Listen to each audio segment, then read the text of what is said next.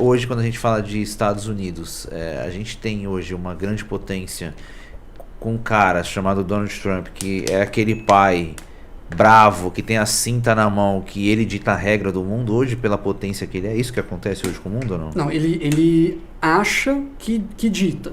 É? Né? Ele acha que dita. Mas as últimas semanas aí mostram claramente que não. Tá. Do ponto de vista econômico, por exemplo, não tem como ele ditar as regras do mundo com um player do outro lado chamado China. É impossível. Que hoje é uma potência. Que hoje é uma potência comprovada. Comprovada. Que está ali pau a pau. Em que pese o modelo deles de política interna, se é bom, se é ruim, não é esse o ponto. Tá. O ponto é que a China se tornou hoje uma grande potência, a segunda maior economia do mundo, sim, caminhando a passos largos para se tornar futuramente a primeira, a principal, se os Estados Unidos não se mexerem, não entenderem o que está acontecendo ali, né? Mas obviamente que a voz do Trump, presidente dos Estados Unidos, maior economia do mundo ainda, ela ecoa no mundo. E os Estados Unidos têm uma vantagem que é o chamado soft power. Os Estados Unidos passaram aí décadas vendendo para o mundo a imagem de um modelo ideal de nação, de sociedade, de economia. Sim. Né? Então até hoje você tem muitas pessoas, até países mesmo, governos, mundo afora, que se orientam por essa visão do American Deal lá, né? E o sonho americano, né? Aquela coisa toda, que está se perdendo. O Trump ele tem muita, a voz dele é muito ouvida, né? O próprio conflito agora recente que houve ali entre Israel e Irã, é óbvio que eles escutaram o Trump e que o Trump teve um papel muito importante no cessar-fogo, tá, mas aquela fala dele de que eu convenci os dois, tanto não é verdade que o próprio Netanyahu, que é um aliado dos Estados Unidos, no mesmo dia disse que não, peraí, não foi isso. O Israel não é um país que simplesmente abaixa a cabeça para o que o Trump diz e pronto, acabou. Sim. Né? As negociações que levaram até esse cessar-fogo foram muito mais amplas, mais complexas do que simplesmente uma ligação do Trump e resolver tudo. Né? Mas o Trump ele tem uma força muito grande. É um caso também muito específico, porque ao mesmo tempo que ele demonstra essa força, tá, ele tem uma popularidade hoje em baixa entre a própria população norte-americana. Sim, eu acho que 58% desaprovaram na última vez que eu vi. A última pesquisa que eu vi, 58% desaprovaram. Sim. Né? Ele vem cometendo alguns atos que muitas pessoas, até congressistas dos Estados Unidos e tal, especialistas em Constituição norte-americana, legislação, dizem que são crimes que deveriam levá-lo a um impeachment. Né? Eu ouço muitos analistas assim que eu acompanho, mais experientes inclusive do que eu, que dizem que o Trump não termina o governo dele se ele continuar com essa postura. Tá. Mas dificilmente ele vai mudar, vamos combinar? Eu acho que o Trump está naquele momento em que não tem nada a perder. Ele não pode ser reeleito, porque ele já havia sido presidente anteriormente. Nos Estados Unidos você só pode ser presidente por 2 mandatos. Sim. Então a próxima eleição, de todo modo, ele terá que ou apoiar alguém ou simplesmente sair do jogo. Tchau, obrigado. E ele, cara, aí é uma questão também sociológica, psicológica. O Trump, para mim, ele é um cara que ele é o típico egocêntrico. Ele, bilionário, que acha que com o dinheiro dele ele manda no mundo. E aí, com dinheiro, sendo o presidente da maior economia do mundo, aí, poxa, aí o ego desse cara infla de uma forma absurda, né? E que quer enfiar na goela abaixo de todo mundo a vontade dele, né? Tá. É a criança mimada que não aceita ouvir não do pai, né? Tanto é que esse afastamento dele com Elon Musk foi até uma surpresa até para quem apoiou os dois, né? Sim, mas aí eu tenho até uns posts de alguns meses atrás, onde eu meio que previa esse... Porque o Musk tem um ego tão grande quanto o do Trump. E também é um bilionário, um cara multi-empresário, tem negócios... Respeitado no mundo todo também. E odiado por muitos também. É a mesma coisa. Né? É verdade. E aí, cara, como é que você faz para ficar durante 4 anos essas duas personalidades ali trabalhando juntas, Juntos. sendo que somente uma dessas personalidades tem de fato o poder da caneta, que no caso é o Trump, que é o presidente. Sim. Né? O Elon Musk ele não pode ser presidente dos Estados Unidos, porque ele não nasceu lá. Sim. Essa também é uma legislação lá da Constituição norte-americana.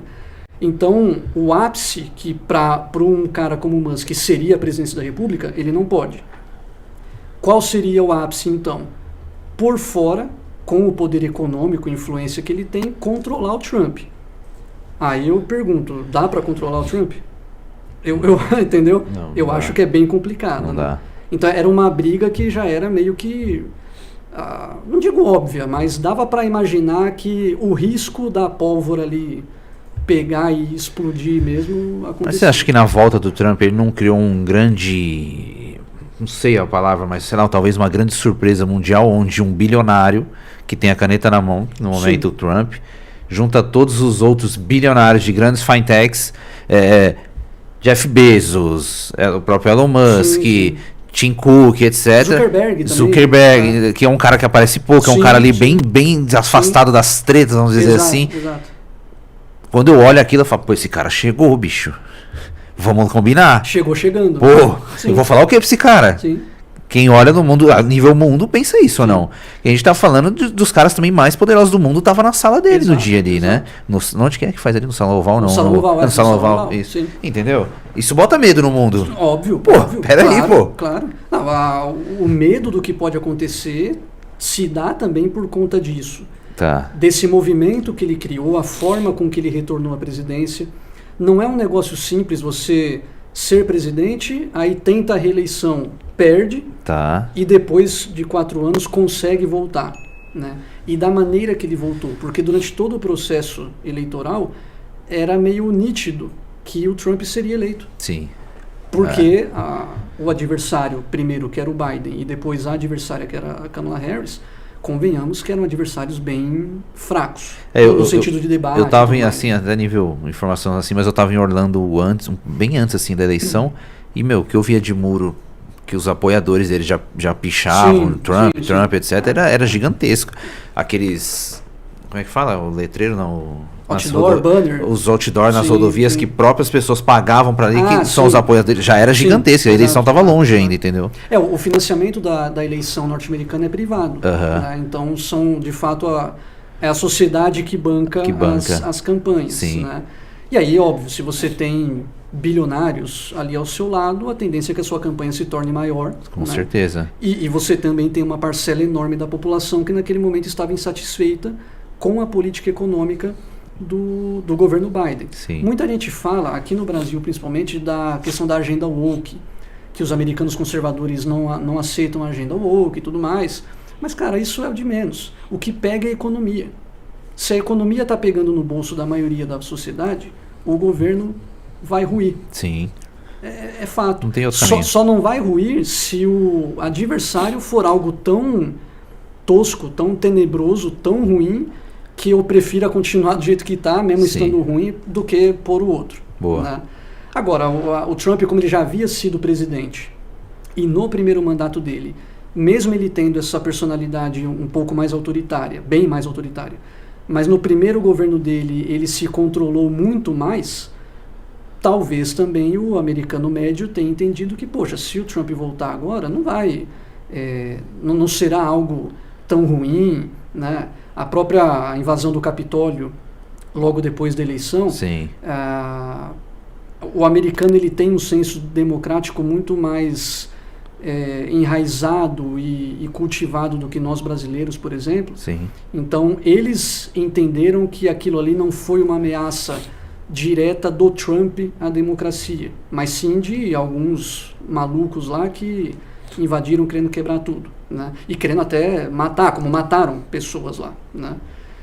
Então essas pessoas entenderam que, poxa, se ele voltar, e grande parte delas, por isso da impopularidade dele agora, porque eu acho que até esses norte-americanos estão surpresos de ver que, o cara pistolou, tá falando o que bem entende, tweetando o que bem entende, não ouve ninguém. Quando ouve quando escuta é porque tem algum interesse próprio envolvido, né? E a postura dele com a China é bate e assopra.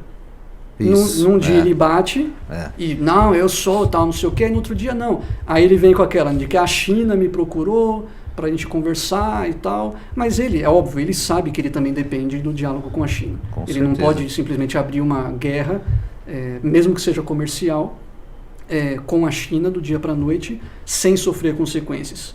Inflação já aumentando, preço no supermercado norte-americano também aumentando. Aumentou muito, entendeu? Com certeza. Então tudo isso faz com que a população do cara vá para as cucuias, né, como a gente diz aqui.